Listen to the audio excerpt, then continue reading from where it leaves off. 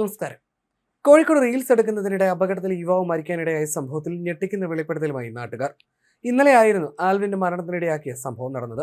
കാറുകൾ അമിത വേഗത്തിലായിരുന്നുവെന്ന് നാട്ടുകാർ പറയുന്നു. രാവിലെ ഏകദേശം 7 മണിയായപ്പോൾ ആൽവിനെ കാറിൽ നിന്ന് സ്റ്റേഷന്റെ അവിടെ ഇറക്കി വിട്ടു. തുടർന്ന് കാറുകൾ മുന്നോട്ട് പോയി. ശേഷം തിരിഞ്ഞു വരികയായിരുന്നു. കാർ പോയ സമയം ആൽവിൻ റീൽസ് എടുക്കുന്നതിനായി റോഡിന്റെ നടുവിലേക്ക് എത്തി. തുടർന്ന് വീഡിയോ എടുക്കാൻ തുടങ്ങി. അമിത വേഗതയിലായിരുന്ന കാറിന്റെ നിയന്ത്രണം വിട്ടെന്ന് മനസ്സിലാക്കിയ ആൽവിൻ പെട്ടെന്ന് തന്നെ റോഡിന്റെ അരികിലേക്ക് മാറിയിരുന്നു. എങ്കിലും കാർ നിയന്ത്രണം തെറ്റി ഇടിക്കുകയായിരുന്നു. തലയിടിച്ചാണ് വീണത്. നട്ടെല്ലിനും പരിക്കേറ്റു.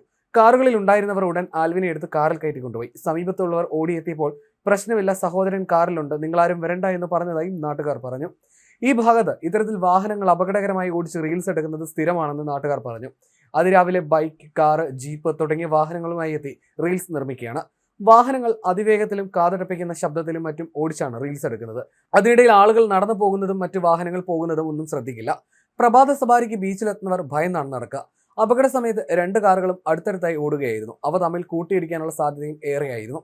അതിനിടെ അപകടം വരുത്തിയ കാർ മാറ്റാൻ പോലീസ് ശ്രമിക്കുന്നതായി ആരോപണം ഉയർന്നു. ആദ്യം പോലീസ് പറഞ്ഞ കാർ നമ്പർ അപകടം വരുത്തിയ മത്സരോട്ടത്തിൽ പങ്കെടുത്ത 2 കാറുകളുടേതും അല്ലായിരുന്നു. പിന്നീട് 2 കാറുകളും വെള്ളയിൽ ഇൻസ്പെക്ടർ ബൈജു കെ ജോസ് കസ്റ്റഡിയിലെടുത്തു.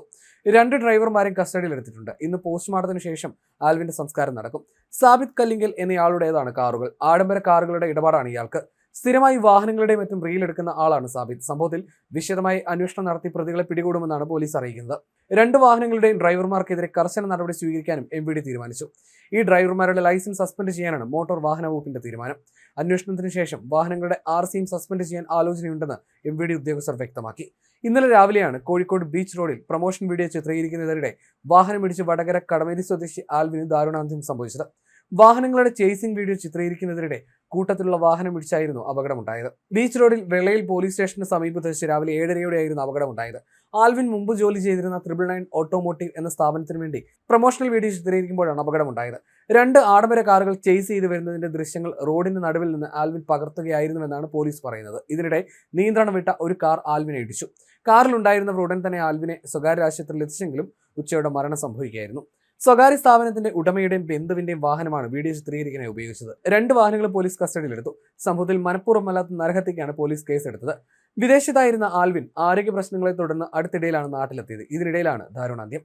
CCTV ദൃശ്യങ്ങളും ആൽവിന്റെ മൊബൈലും പോലീസിന് ലഭിച്ചു. ഈ ദൃശ്യങ്ങളിൽ നിന്നും ഇടിച്ച കാർ ഏതാണെന്ന് കണ്ടെത്താൻ സാധിക്കും. ഇൻസ്റ്റഗ്രാമിൽ 60,000-ഓളം ഫോളോവേഴ്സ് ഉള്ള വ്യക്തി കൂടിയാണ് റീൽ എടുക്കുന്നത് സാബിത്. ആൽവിൻ സ്ഥിരമായി സാബിത്തിന് വേണ്ടി റീൽ എടുത്ത് നൽകാറുണ്ടായിരുന്നു. ഒരാഴ്ച മുൻപാണ് ആൽവിൻ ഗൾഫിൽ നിന്ന് എത്തിയത്. 2 വർഷം മുൻപ് ആൽവിന് കിഡ്നി ഓപ്പറേഷൻ കഴിഞ്ഞിരുന്നു.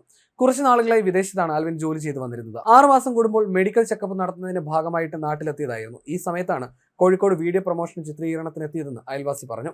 ഒരു വശത്ത് കടലായതിനാൽ വാഹനങ്ങളുടെ റീൽ എടുക്കുന്നവരുടെയും വിവാഹ ഫോട്ടോ എടുക്കുന്നവരുടെയും ഇഷ്ടസ്ഥലം കൂടിയാണ് ഈ ബീച്ച് റോഡ്.